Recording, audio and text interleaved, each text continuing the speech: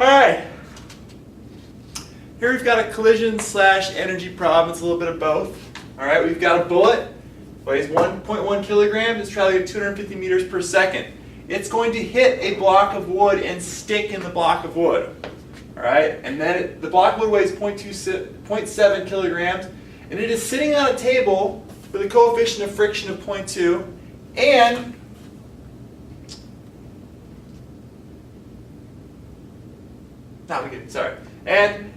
it's attached to a spring that's got a spring constant of 5,000 Newton meters.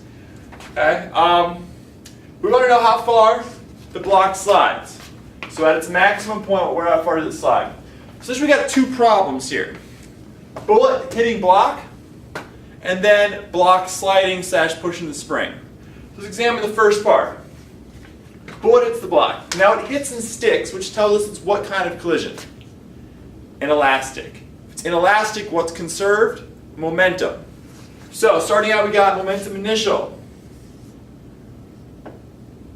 It's going to be equal to 250 times 0.1. Okay, plus 0 from the block.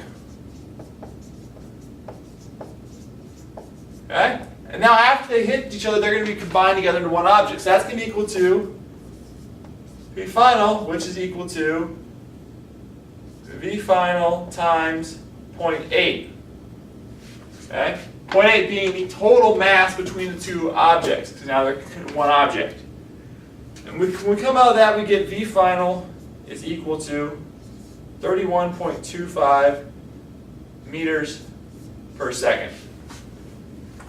Okay. Now we know how fast the block is going when it starts to compress the spring and slide. So we got to then determine how far it's going to slide. Now at this point, the problem becomes about either a force or energy problem, either way. Okay, you can figure out the force of the spring and the force of the wood and calculate it that way and get like an acceleration and everything like that. Problem with that is that the acceleration is not constant. Remember that springs don't have a constant force. So it's easier than to do it with energy. We know that for the block to stop, all the kinetic energy has to be equal to the work done by the spring and the friction.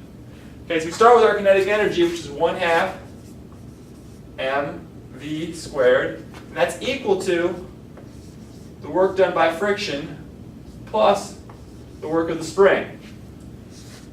Now we know that this is going to be 390.625 for the energy.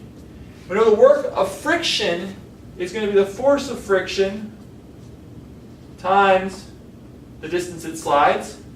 And the work of the spring is going to be 1/2 kx squared. We then simplify. Force of friction is going to be the mass times gravity times coefficient of friction, which is 0.2. All that times x. That's going to be plus 1/2 times 5,000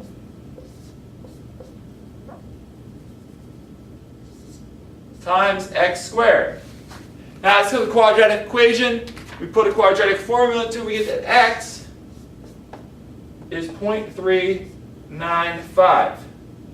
Now that is the maximum the spring is going to be compressed to.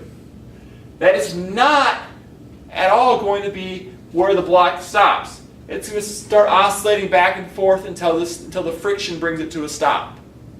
Okay? There we go.